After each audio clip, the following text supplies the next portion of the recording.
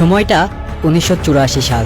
কলকাতার একটি এয়ারপোর্ট থেকে ZL-50 নামের একটি প্লেন টেক অফ করে, কিন্তু উড্ডয়নের কিছুক্ষণ পরেই তারা হঠাৎ অনেক খারাপ আবহাওয়ার মধ্যে পড়ে যায়, আর কন্ট্রোল রুমের সাথেও সব ধরনের যোগাযোগ বিচ্ছিন্ন হয়ে যায়।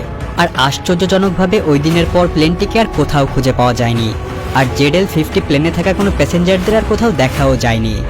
এরপর 35 বছর অতিবাহিত হয়ে গিয়েছে, আর বর্তমানে সময়টা 2019 সালে। কিছু ছেলে খেলা করছে, কিন্তু হঠাৎই তারা তাদের মাথার উপর দিয়ে একটি বড় প্লেন উড়ে যেতে দেখে। তারা লক্ষ্য করে যে প্লেনটি অন্য সব প্লেন থেকে কিছুটা আলাদা, তাই তারা ওই প্লেনের পিছু নেওয়া শুরু করে। তবে কিছু দূর যেতেই তারা দেখে প্লেনটি পাহাড়ের মধ্যে একটি জায়গায় ক্র্যাশ করেছে। এদিকে শান্তানু নামের একটি ব্যক্তি টিভিতে সেখানে বলা হয় ফ্লাইট A026 নামের একটি প্লেন, যেটাতে কিনা কিছু হাই প্রোফাইল মানুষ ছিলেন, সেই প্লেনটি হঠাৎ গায়েব হয়ে গিয়েছে, আর ধারণা করা হচ্ছে ওই প্লেনটিকে হাইজ্যাক করা হয়েছে। এরপর শান্তানু সোজা সেন্ট্রাল ব্যুরো অফ ইনভেস্টিগেশনে যায়, আর সে মূলত একজন CBI অফিসার, আর সে তার কলিগ গৌরাঙ্গকে সাথে নিয়ে সেইখানে আসে যেখানে প্লেনটি ক্র্যাশ করেছে, আর তার ইনভেস্টিগেশন শুরু করে দেয়।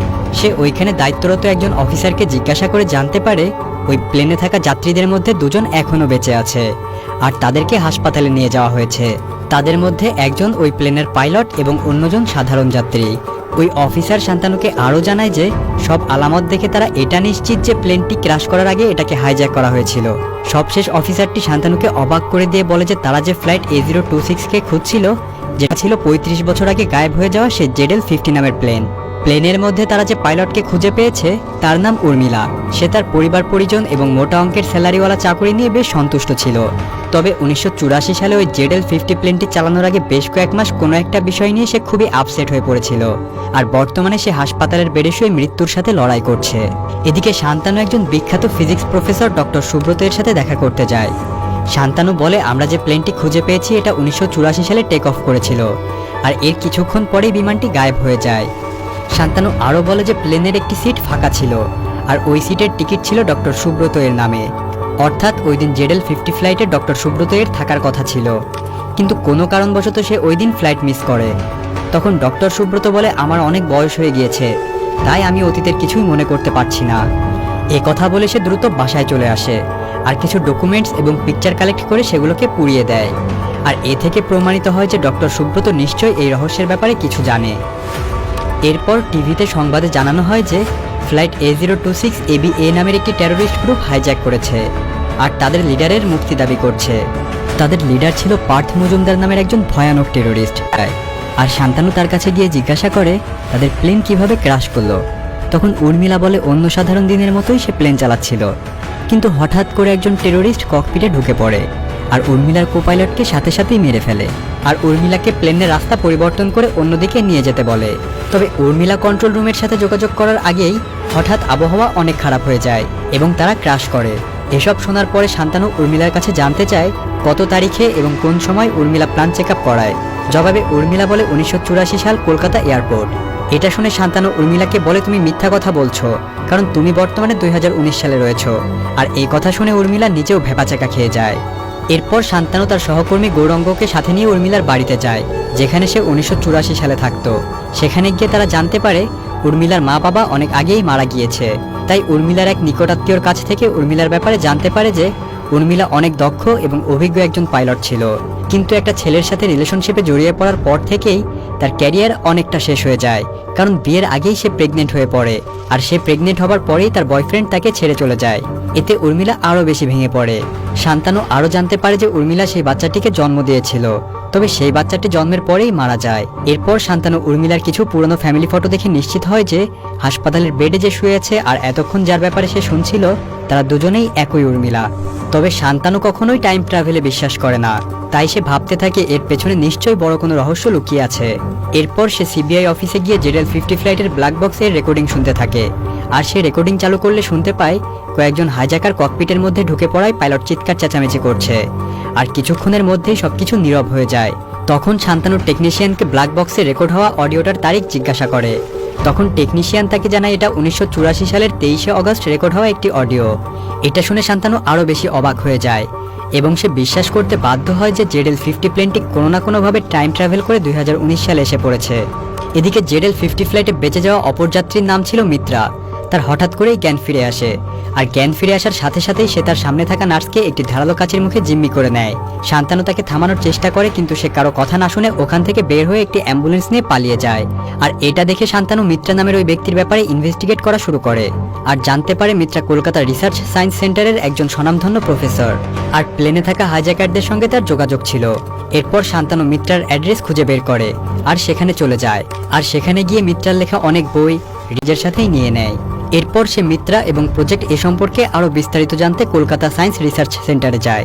আর সেখানে গিয়ে রামচরণ নামের একজন প্রফেসরের সাথে কথা বলে। ওই প্রফেসর শান্তানুকে জানায় আজ থেকে কয়েক শতাব্দী আগে ইন্ডিয়ার একজন রাজা দেশের সব নামকরা গবেষক এবং বিজ্ঞানীদের একত্র করেছিলেন। আর তাদের প্রত্যেকের মেধা ব্যবহার করে এমন একটি বই বানাতে চেয়েছিলেন যেটাতে মানুষের অদৃশ্য হয়ে যাওয়া, পাখির মতো আকাশে ওড়া কিংবা টাইম ট্রাভেলের মতো অদ্ভুত সব সুপারন্যাচারাল পাওয়ারের কথা লেখা হবে। তবে এই প্রজেক্ট চালু হওয়ার কিছুদিন বাদেই তারা ওই বইটিকে মাটির নিচে উল্টে দেয়, কারণ তাদের শত্রুরা এই সুপারন্যাচারাল পাওয়ার সম্পর্কে জেনে গেলে তাদের জন্য বিপদ হয়ে যাবে। আর তার কয়েক শতাব্দী পরে মাটির নিচ থেকে ওই বইয়ের কয়েকটা পৃষ্ঠা অক্ষতভাবে উদ্ধার করা হয়েছে।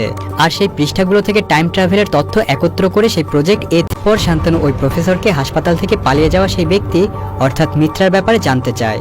তখন প্রফেসর বলে সে মিত্রার ব্যাপারে তেমন কিছুই জানে না, তবে সে বলে ডক্টর সুব্রত এবং মিত্রা একে অপরের ভালো বন্ধু ছিল, সে হয়তো মিত্রার ব্যাপারে কিছু জানে। এরপর শান্তানু আবার ডক্টর সুব্রত এর কাছে যায় আর প্রজেক্ট এ নামের সেই ফাইলটি দেখিয়ে তার কাছে মিত্রা এবং এই প্লেনের ক্র্যাশের ব্যাপারে সবকিছু জানতে চায়। কোনো উপায়ান্তর না দেখে ডক্টর সুব্রত এবার সত্যি কথা বলতে শুরু করে। সে জানায় মিত্রার বাবা মূলত এই প্রজেক্ট এ শুরু করেছিলেন, কিন্তু সে কোনো কিছু প্রমাণ করতে না পারায় সরকার তার এই প্রজেক্ট বন্ধ করে দেয়। তবে এর বহু বছর পর সেই প্রজেক্ট করার টেকনিক আবিষ্কার করে ফেলে। সে আরও বলে মিত্রা দিনরাত খেটে এমন কিছু লুপহোল আবিষ্কার করে যেটার মধ্য দিয়ে এক টাইমলাইন থেকে অন্য টাইমলাইনে যাওয়া সম্ভব, অর্থাৎ সোজা কথায় টাইম ট্রাভেল করা সম্ভব। ডক্টর সুব্রত আরও বলেন যখন মিত্রা এই টাইম ট্রাভেল প্রজেক্ট নিয়ে কাজ করছিল তখন সে তার অ্যাসিস্ট্যান্ট হিসেবেই কাজ করত, আর তাই সে তার সমস্ত প্ল্যান সম্পর্কে জানে। মিত্রা একটি প্লেন ব্যবহার করে এক টাইমলাইন থেকে অন্য টাইমলাইনে যেতে চেয়েছিল, আর এজন্য সে টেরোরিস্ট গ্রুপের সাথে হাত মিলিয়ে ওই প্লেন হাইজ্যাক করেছিল। তবে ডক্টর সুব্রত ভেবেছিল হয়তো এই এক্সপেরিমেন্টের মাধ্যমে কোনো অঘটন ঘটে যেতে পারে, এজন্যই তিনি ওই দিন প্লেনে যাওয়ার কথা থাকলেও অজুহাত দেখিয়ে বাড়িতে থেকে গিয়েছিলেন। মিত্রা 35 ঘন্টার জন্য টাইম ট্রাভেল করতে চেয়েছিল, কিন্তু ক্যালকুলেশন ভুল করে সে 35 বছর টাইম ট্রাভেল করে ফেলে। এত কিছু শোনার পরেও শান্তানুর এসব কিছুই বিশ্বাস হচ্ছিল না। তখন ডক্টর সুব্রত বলে হাইজ্যাকারদের দাবি মোতাবেক টেরোরিস্ট গ্রুপের লিডারকে কিছুদিন বাদেই হয়তো ছেড়ে দেওয়া হবে, তাই সে চায় শান্তানু যেন টাইম ট্রাভেল করে অতীতে গিয়ে হাইজ্যাকারদের আটকে দেয়, যাতে তাদের দেশ অনেক বড় একটা ক্ষতির হাত থেকে বেঁচে যায়। এই কথা শুনে শান্তানুর পোর্টাল ব্যবহার করে 2019 সালে এসেছে, তারা ওই একই পোর্টাল ব্যবহার করে আবার 1984 সালে ফিরে গিয়ে এই ক্রাইম রুখে দিতে পারে। আর তারা যদি এতে সক্ষম হয় তাহলে এই টেরোরিস্ট গ্রুপ কিংবা হাইজ্যাকের কারোরই আর কোনো অস্তিত্ব থাকবে না। এসব শুনে শান্তানু ডক্টর সুব্রতের প্রস্তাবে রাজি হয়ে যায়। তাই পরদিন শান্তানু আর ডক্টর সুব্রত দুজনে মিলে হাসপাতালে উর্মিলার সাথে দেখা করে, কারণ সেই একমাত্র ব্যক্তি যে ওই টাইম ট্রাভেল পোর্টাল সম্পর্কে জানে। আর অনেক রিকোয়েস্টের পর উর্মিলা তাদের সাথে আবারও অতীতে ফিরে যেতে রাজি হয়। পরদিন তারা একটি ছোট্ট প্লেন নিয়ে আসে সেই টাইম পোর্টালের ভেতর দিয়ে অতীতে যাওয়ার জন্য। শান্তানু, ডক্টর সুব্রত আর উর্মিলা অতীতের উদ্দেশ্যে যাত্রা শুরু করে। তবে যাত্রা শুরু করার পরেও শান্তানুর কাছে এই সব কিছুই একটা জোকসের মতো লাগছিল। সে কিছুতেই এসব তখনও বিশ্বাস করতে পারছিল না। কিন্তু কিছু দূর যাওয়ার পরেই হঠাৎ আবহাওয়া অনেক খারাপ হয়ে যায় আর প্লেন উর্মিলার কন্ট্রোলের বাইরে চলে যায়, তাই তারা এমার্জেন্সি ল্যান্ডিং করতে বাধ্য হয়। তবে নিচে নামার পরেই শান্তানু দেখে সবকিছুই তার কাছে কেমন অপরিচিত লাগছে। এরপর তারা একটি গাড়িতে লিফট নিয়ে কলকাতা শহরে যায়, আর সেখানে গিয়ে আশেপাশের যানবাহন, মানুষজন এবং বিল্ডিংগুলো দেখে শান্তানু বুঝতে পারে তারা আসলেই 1984 সালে চলে এসেছে। তবে সেখানে গিয়েই শান্তানু সোজা একটি অনাথ আশ্রমে চলে যায়। মূলত 1984 সাল থেকে সে এই অনাথ আশ্রমেই বড় হয়েছে, আর সে তার বাবা মায়ের পরিচয় জানে না, তাই সে দেখতে চাচ্ছিল কে বা কারা তাকে এই অনাথ আশ্রমে রেখে গিয়েছে। কিছুক্ষণ বাদেই সেখানে একটি গাড়িতে চেপে দুইজন বয়স্ক লোক একটি নবজাতক সেখানে নিয়ে আসে। শান্তানু দৌড়ে ভিতরে যায় আর ওই বাচ্চাটির গলায় থাকা একটি লকেট দেখে বুঝতে পারে যে এটা সে নিজেই। পরদিন ডক্টর সুব্রত শান্তানুকে বলে যে জেডেল 50 নামের ওই প্লেনটি হাইজ্যাক করার জন্য টেরোরিস্টদের মধ্যে আজ বিকালেই মিটিং হতে চলেছে, আর দ্রুত তাদেরকে সেখানে গিয়ে ওই মিটিং বন্ধ করতে হবে। তাই তারা একটি গাড়িতে করে সেখানে গিয়ে অপেক্ষা করতে থাকে। আর তখন কৌতূহলবশত শান্তানু উর্মিলাকে সে মৃত বাচ্চা প্রসব করেছে। এর কিছুক্ষণ পরেই সেই টেরোরিস্ট গ্রুপের লিডার পার্থ এবং মিত্রা সহ বাকি মেম্বাররা মিটিং করার জন্য সেখানে আসে, আর শান্তানু সেখানে ঢুকে তাদের দিকে বন্দুক তাক করে। কিন্তু এই টেরোরিস্ট তাদের উপর উল্টো আক্রমণ চালায়, কিন্তু শান্তানু তার বুদ্ধি ব্যবহার করে টেরোরিস্ট গ্রুপের নেতা মিত্রা সহ বাকি টেরোরিস্টদেরকে মেরে ফেলে। আর মিশন শেষ হওয়ার সাথে সাথেই শান্তানু সেই প্রজেক্ট এ এর স্যুটকে সাথে নিয়ে তাতে আগুন ধরিয়ে দিতে চায়। কিন্তু আশ্চর্যজনকভাবে ডক্টর সুব্রত তার দিকে বন্দুক তাক করে আর তাকে ওই সুটকেস থেকে দূরে সরে যেতে বলে। আর তখন এটাই প্রমাণিত হয় যে এই গোটা হাইজ্যাকিং এবং টাইম ট্রাভেল নিয়ে রিসার্চের পেছনে মূল হলো ডক্টর সুব্রত। আর ZL-50 নামের ওই প্লেন ক্র্যাশ করার পর প্রজেক্ট এ এর মেইন ডকুমেন্টগুলো প্লেনের সাথে পুরো ছাই হয়ে যায়। আর ওই ডকুমেন্টসের ভেতরে লেখা ছিল টাইম ট্রাভেল করার জন্য পোর্টালগুলো ঠিক কোথায় কোথায় রয়েছে। তাই সিবিআই অফিসারকে ব্যবহার করে ডক্টর সুব্রত অতীতে গিয়ে ওই ডকুমেন্টগুলো পুনরুদ্ধার করার জন্যই এই গোটা চাল চেলেছে। ডক্টর সুব্রত আরও বলে যে ওই দিন মিথ্যে ছিল সাহায্য চাওয়ার জন্য, কিন্তু সাহায্য করার বদলে সে তাকে মেরে ফেলে যাতে তার আর কোনো প্রতিদ্বন্দ্বী না থাকে।